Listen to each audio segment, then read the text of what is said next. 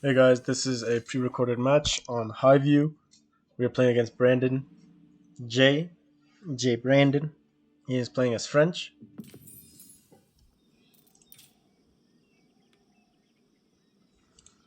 Okay, so right off rip on our spawn, we have a really nice spawn because we got a gold right next to our wood line. Uvu is fairly close as well. It looks like it's going to be just barely in range, and it is. We probably could have placed our TC a little bit closer, but we weren't too stressed about it. And we're going to start scouting. We do run into our opponent here, but our con didn't make a noise, which is kind of weird. Um, yeah, so I didn't even realize that I bumped into him in game. This is a really weird build. 4 on gold immediately. So he must be scared of a tower rush here. So he's just going to secure this gold early and go from there. Again, kind of interesting concept. I wonder where he's going to stop at.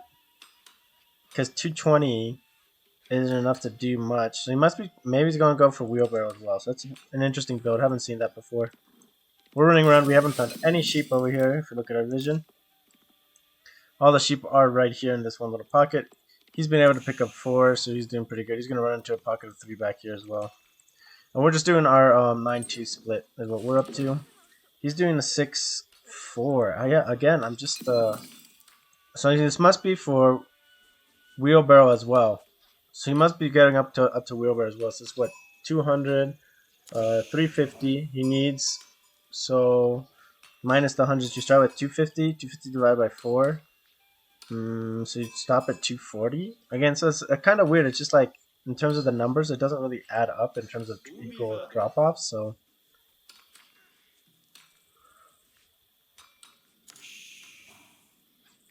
yeah, a little bit weird. I don't know.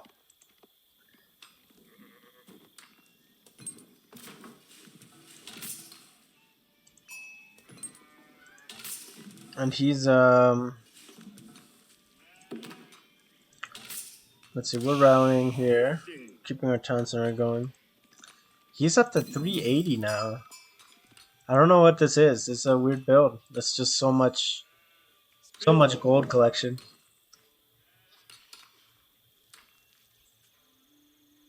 We started tapping up like the 230 mark, which was nice. We actually had a pretty good timing here in terms of our build order, which is always nice to see. We are going to drop our silver tree, picking up a couple more sheep here. We've dropped off a couple here. Not a great sheep haul overall. I guess there's a couple sheep over here.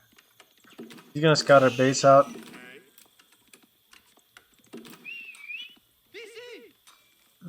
So we're just kind of seeing what he could see. Okay, so he's sitting on 300. He stops at 300. He doesn't have a mill up. He's gonna go for a mining camp. We spot him out, and we're just harassing here. Again, it's just kind of weird. So I see him going for stone, so this is definitely a 2 TC kind of a play here. I also see the School of Cavalry is a little bit late. He's tapping up with 6, so his build order is definitely not... It's, again, anything more than 4 really isn't ideal in your build orders. It's just you tune up a lot of resource time. We're a little bit late here on dropping our stable. We have some idle time there. We're at 180 wood basically when we decide to drop it, or 170 rather. So our stable drop is definitely a little bit late. Our age up time is really nice though. 407. If we were dropping a range from there, we could be finishing it at like 422 with 4 villagers, 425. So actually not that much later than the stable here. So when you have a really clean build order and you finish on time, it's really nice because it gives you a lot of options. He's making a knight immediately. He hasn't spotted our silver tree yet. So he doesn't know what... And look at... This is a weird scouting pattern because he went this way and he didn't finish scouting around. And he's scouting around for like sheep or something. So yeah, not the most ideal scouting pattern there. He does have his knight out on the way, and we have our Keshiks out on the way.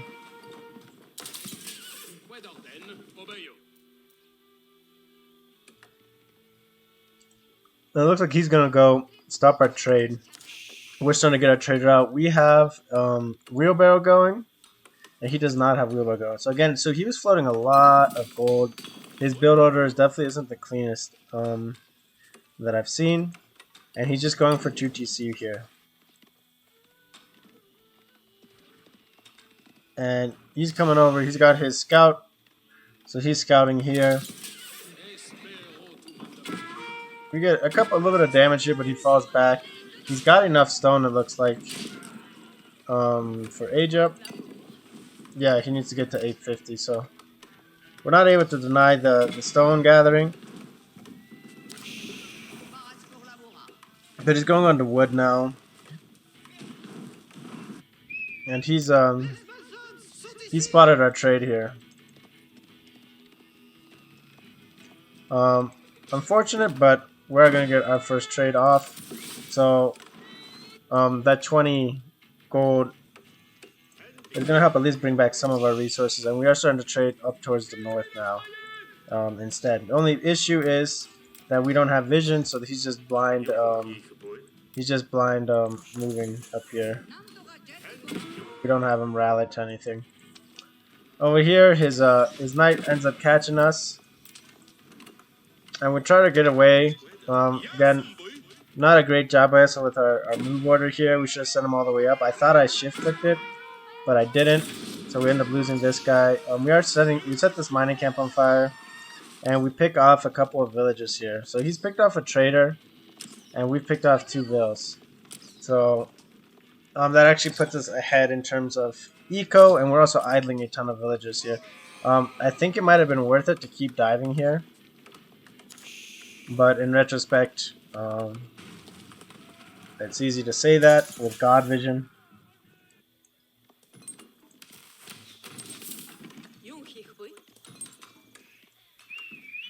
And we've dropped the range now, and we're rallying more Keshiks across. We wanted to transition to deer. We've lost track of this knight and his scout, and we get pretty lucky that he doesn't, like, his scouting, like, was a little bit bad, so he stopped back there. We idle this eco again. We aren't able to kill any vills. I think I should have started coming in from from a different angle there. If you look at our vision, you can see we've got this scout over here scouting out his gold, and that's kind of indicating as a castle type of a play or knights. And his knights run by us once we're rotating onto deer here, and he does dive us here. A little bit unfortunate we lose this. Just bad Michael on my part not reacting to this. And okay, wow, so he was dropping the TC here. So I totally missed this. Like, I totally missed this. I didn't even, now, like, in retrospect, I can say that I missed this, and I didn't, like, notice. So that was a bad thing on my part. I was more focused about this knight in my base and trying to get my trade established, because he is going to go for 2 TC, and I knew that, but I'm going to go for trader, so technically my eco will be ahead of his. There'll be a small window, well, not a small window, about a 20-minute window where I'm going to be ahead in terms of my trade if I never go into a second TC. And we're just trying to trade again. Again, not the best trade routes, and we're just microing our army, rallying our army around to try to find our opponent on resources here and try to find these knights, and we don't find them. We do take out this wolf because it's annoying. So he does a really good job of having us run around in circles and not do much. Again, not getting the tab on this TC was really big. But in our vision, we see that there's a TC there. Our scout saw it when he died.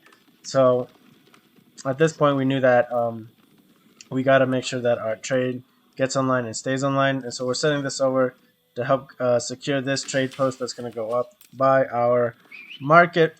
And he has his knight and his scout over here.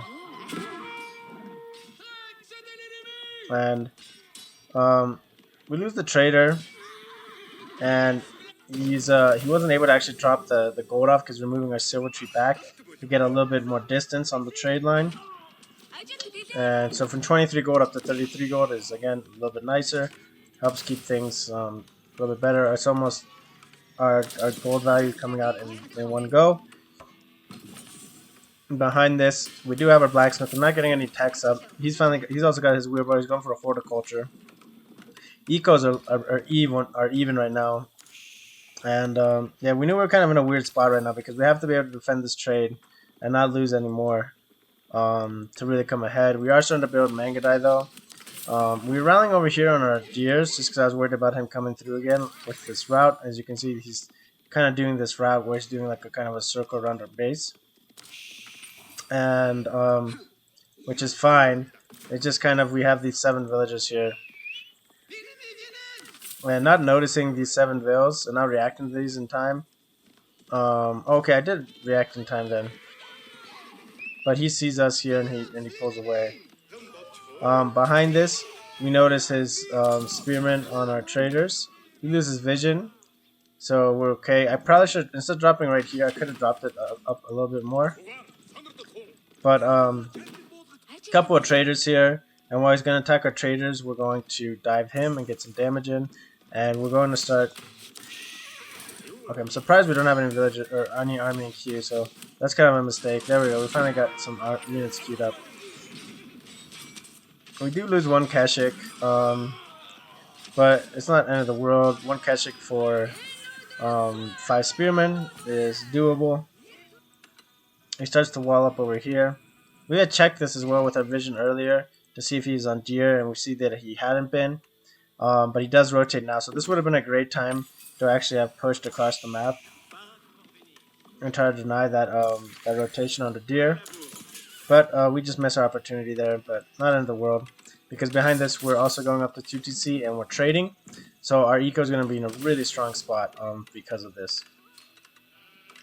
And you can see he's killed a couple of traders here. He's been able to kill 4 traders, well, one villager, 3 traders, and 1 villager, and we've killed a couple of villagers. So, in terms of our eco, again, we're almost basically neck and neck. But the difference is now we're going to be on double TC, as well as the silver tree, and so that's really going to accelerate us our eco faster than his. If you look at incomes per minute, we'll just pause it real quick. We're at what? Let's say 400, 900, 1200. 1300, and he's at like 700, 1000, 1300. So we're about the same right now, and it's all about it's basically anyone's game at this point. We are ahead in score, and that's because our army value is a lot bigger than his.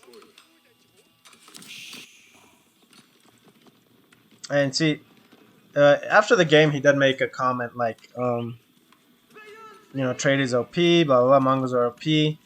And I told him, he's like, he stopped raiding me. Because if he had kept these knights aggro and raiding me, I would have had a much harder time pushing forward. Wow, okay, so I checked this deer patch. I'm checking this deer patch, and he had villagers. He had 8 villagers on the other deer patch. Oh, man. I even looked and saw that I saw these deer. I didn't see the other one. I think my vision. Yeah, so my fogger only saw half the deer. And because I only saw half the deer, I didn't know about the other ones. And if I had looked again before I left, you know, I was trying to focus on these guys, I would have noticed that he had all these guys here. So super greedy play by our opponent. I mean, he's got the wood to drop a tower right now. And it's just, again, super greedy play by him. If he had, like, lost those villagers, I think it's basically GG at that point. So he's rallying out to go raid, which is good on him because he needs to. But again, that's kind of like, these little details, little things can lead to a really big swing. So making sure you scout the deer patch completely, and so you can see through the fog of war to see what's happening. And just because you're hitting something right next to it doesn't mean that there isn't something right there. I saw that there wasn't deer there, but not until afterwards I noticed that the rest are missing. So he's killed a couple more villagers here. Sets me back again a little bit.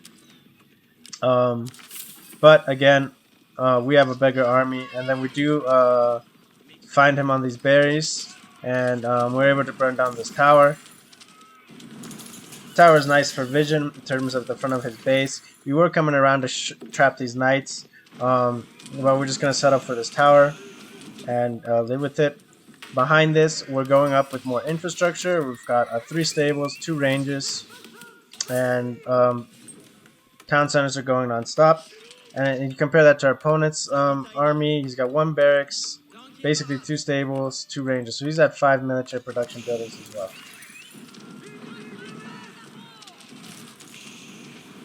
So we both kind of read into going for a prolonged feudal play, which is good. Over here, we're going north. Check out his trade, making sure there's nothing sneaky going on in terms of trade. And we're trying to find these knights. I didn't think they had come back yet. And so I was just going to go look for them. I guess our hunch was right on that. And yeah, we're just trying to find them. Man, I'm really bummed about not getting these deer cleared out. That would have been really big. That would have been a huge shift. But just how the things go sometimes. We're still working our eco. We're kind of idling our silver tree here, so that's a little bit of a mistake on our part. We are starting to drop some towers and a lot more pastures to keep our food production going. And we're bringing our army back. We're trying to find our opponents here. And he does run into our vision here, so we're going to be able to hit him. Again, he's got this big army. He's not pushing us. So, again, that's what I also mentioned in this, that your raiding stopped. You stopped raiding, and that's why our trade was able to get offline. There was actually a strong chance he wins the match if he gets those raids right. I mean, as well as us getting some raids right, so. We try to catch here, and we don't. His knights are able to outpace our knights, even though we're on charge and yam. I don't know, it must be because we got the scout mixed in. And now that he doesn't have a scout mixed in, he's going to go faster. We're trying to bring a village over to drop more towers. We have pretty good vision down here. And we see that he's bringing knights, archers. We see a bunch of infantry here. So we're going to bring our army down here. We're going to try to deal with it. We pulled our wood villagers to go on to Kurultai. And we're up to 6 stables now and 5 ranges. So we're at 11 military infrastructure buildings, and he is at 1, 2, 3, 4, 5. So that's another aspect of this this match. Our eco was sitting in a pretty good spot now, and the big thing is being able to pump out units and be able to push him off of our trade here. So he's able to kill a bunch of traders here. He takes out 1, takes out 2, 3, 4 more. So unfortunate for me, but I'm just gonna send traders to the north.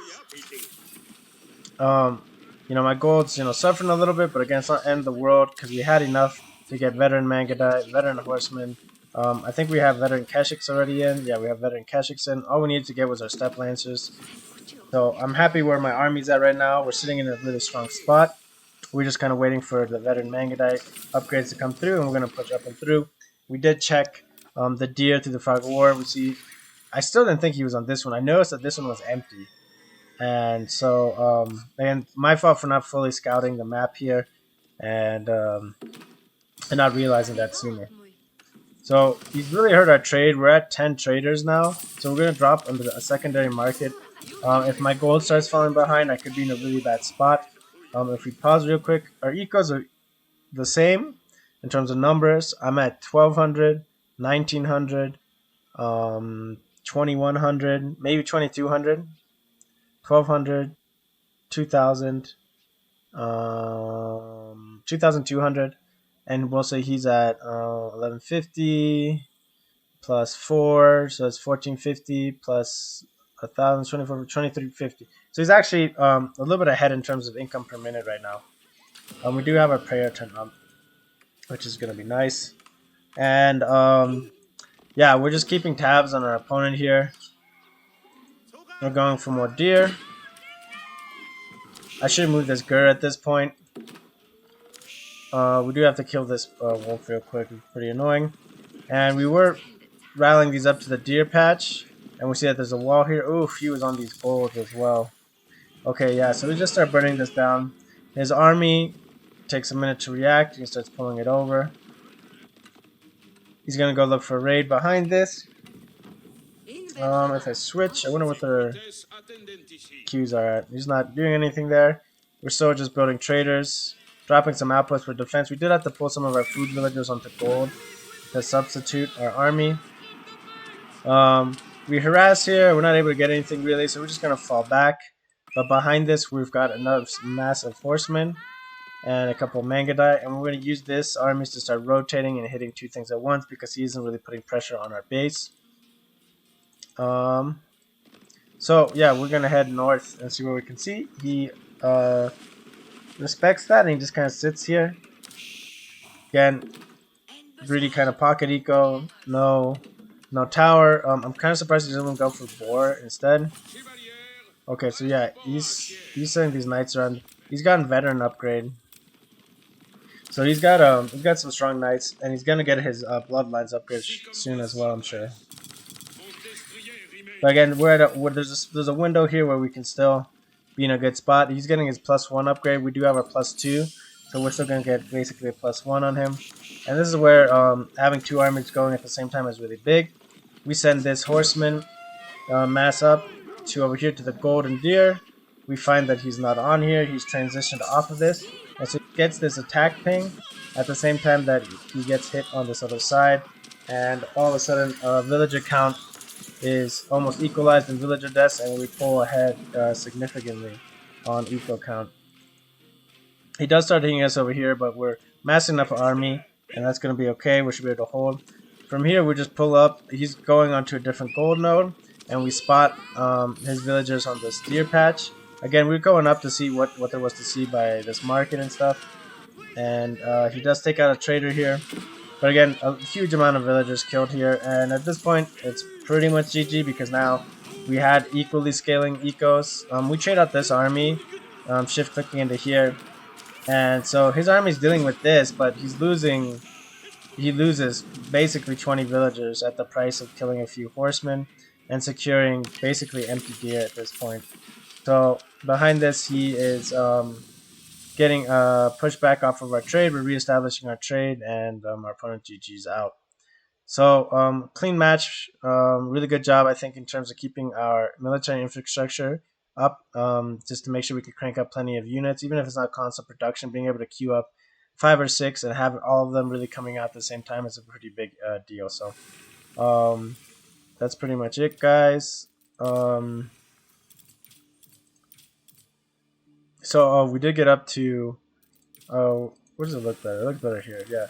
So we did get up to Conqueror in our ranked games as well. So hopefully I'll start posting some more team games as well. So yeah, that's pretty much it for today, guys. Thanks for watching, and I'll see you on the next one.